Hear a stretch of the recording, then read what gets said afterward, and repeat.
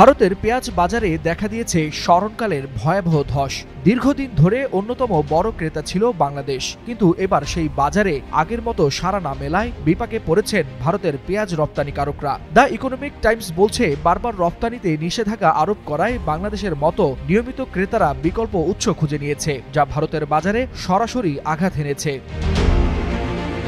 একসময় ভারতের মোট পেঁয়াজ রপ্তানির প্রায় 3/4 আসত বাংলাদেশে, কিন্তু গত 8 মাসে এই রপ্তানি প্রায় থমকে গেছে। অথচ বাংলাদেশের বাজারে বর্তমান পেঁয়াজের দাম আগের তুলনায় কয়েক গুণ বেশি।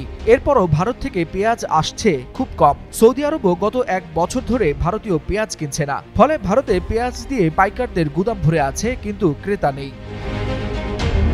দেশটির রপ্তানিকারকদের অভিযোগ, বারবার নিষেধাজ্ঞার ফলে আন্তর্জাতিক বাজারে ভারতের বিশ্বাসযোগ্যতা নষ্ট হয়েছে। ব্যবসায়ীরা বলছেন, মান ভালো হলেও ক্রেতারা এখন বিকল্পের দিকে চলে গেছে। প্রতিদ্বন্দ্বী দেশগুলো কম দামে পেঁয়াজ দিচ্ছে, তাই ক্রেতারা ভারতকে এড়িয়ে যাচ্ছে। ভারতের বীজ অনেক দেশে অবৈধভাবে ছড়িয়ে পড়ায় সেসব দেশ পেঁয়াজে এখন স্বনির্ভর হয়ে উঠেছে, যা ভারতের জন্য বড় ক্ষতি বলে মনে করছেন এসব ব্যবসায়ীরা।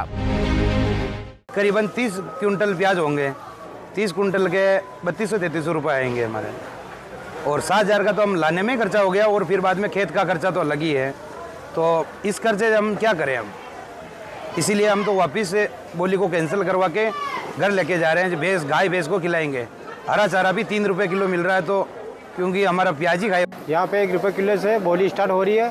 कुछ ढेर छोड़ के जा रहे हैं लोग और कुछ दे रहे हैं मजबूरी। গত অর্থ বছরে ভারত বাংলাদেশে প্রায় 7.5 লাখ টন পেঁয়াজ রপ্তানি করেছিল, কিন্তু এবার প্রথম 6 মাসে এসেছে মাত্র 12,900 টন। আবার অন্যদিকে ইয়েমেন ও ইরান থেকে সস্তায় পেঁয়াজ নিচ্ছে সৌদি আরব। আবার ফিলিপাইনের মতো দেশও ভারতকে বাদ দিয়ে নতুন সরবরাহকারীর দিকে ঝুঁকছে। ফলে এটা স্পষ্ট হয়ে উঠেছে যে ভারতীয় পেঁয়াজে বাংলাদেশের অনাগ্রহ ও বিকল্প সরবরাহকারীর উত্থানে সবচেয়ে বেশি ক্ষতিগ্রস্ত দেশটির কৃষক ও রপ্তানিকারকরা।